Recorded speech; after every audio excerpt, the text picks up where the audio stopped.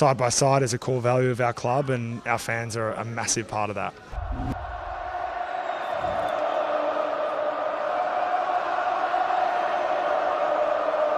Hello and welcome to the Side by Side Footy Show, where today we'll be covering the opening round preview and predictions. Now, it was supposed to be 4 games. Now we've only got 2 games, so not that many to get through. Let's just get right into it.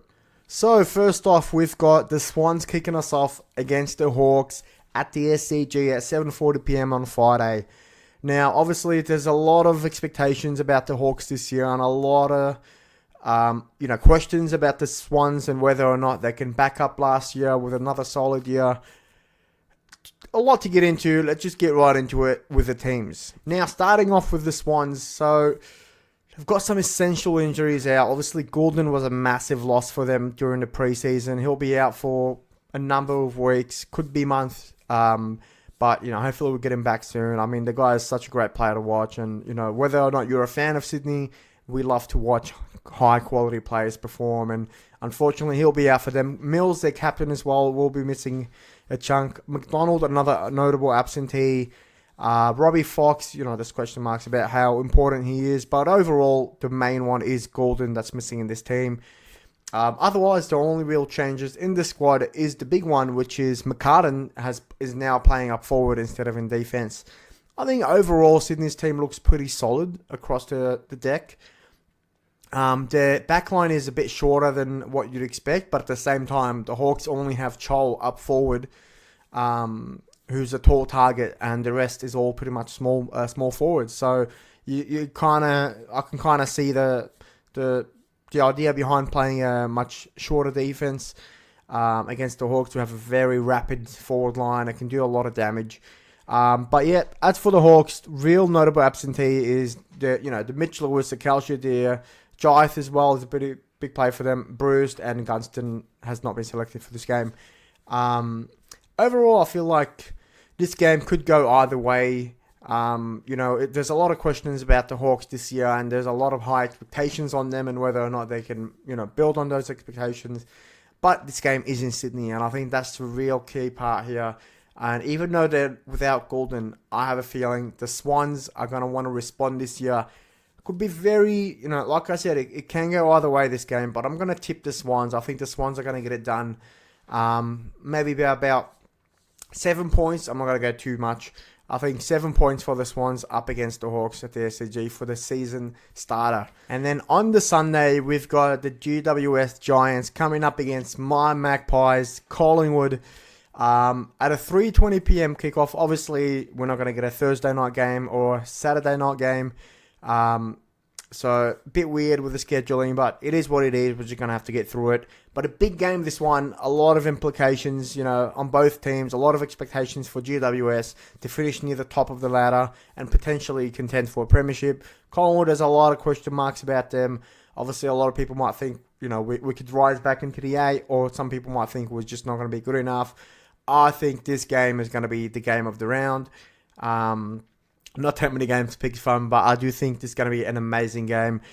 Notable absentees. There's no doubt that GWS have very, very important players missing. They've got Jake Stringer, who just came in, not able to play in for that game. Riccardi's not in as well, but the two main ones, Jesse Hogan, their Coleman medal winner of last year, and Tom Green, essentially their best ball winner in that midfield.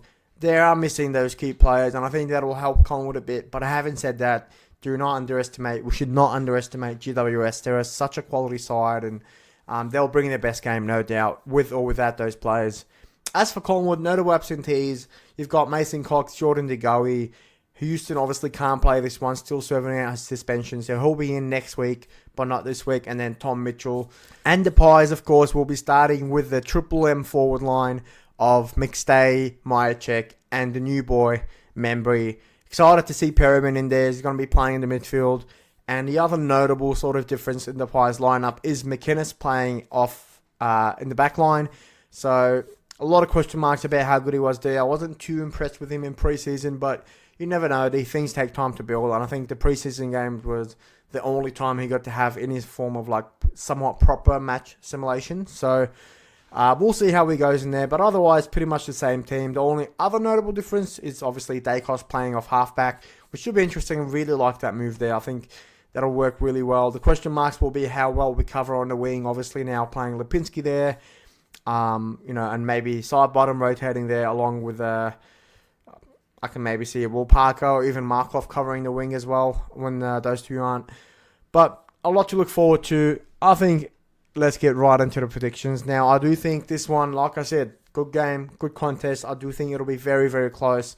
But I think, and this might be biased talking, but I do think the Pies should edge them out in this one. Now, in terms of scoreline, I can see this being maybe a 3-point, 4-point victory for the Pies. I'm going to go with 4. I'm going to go with 5. All right, I'm going to back us in that little bit more. So I think the Pies will win by 5 points in this one and get ourselves off to a good start. And we need it. We absolutely need it because we have, we're versing pretty much all the top 8 teams in the first 6 rounds. Something like that. So it's a crazy number of games to get through. Tough games. But that's how we want it. We want to verse the best teams and test ourselves against the best, no matter how difficult it might be or how, imbalanced the scheduling is when it comes to which team get which team. But we've got what we've got and we have to handle it. I think the Pies get this one done. I think both games are really, really close games. Like, you can really kind of just about go either way. Maybe there's a little bit here, a little bit there, more towards one side. But I think we're set for a good starting round. Obviously, it's round 0. A lot of controversy about round 0 and what it offers and everything. Look, I'm glad the footy is back a week earlier, but at the same time, when you get complications like the cyclone that's happening in Queensland, it kind of just set off this whole wave of like, should we get rid of it? I don't know. Probably it might be a better idea to just get rid of it and bring in a different sort of solution or just nothing at all. Let's just start with round 1, fresh, ready to go, and then play the season off like that. But anyway, that's it. That's my preview and predictions for round 0. Hope you enjoyed. Make sure you like, subscribe, all that good stuff. Watch along on Twitch. I will be streaming the games, watch alongs, most of the games as well. So if you're feeling like you need somewhere to watch the games, you can feel free to watch it there. But otherwise, that's it from me. Thanks for watching and see you next time.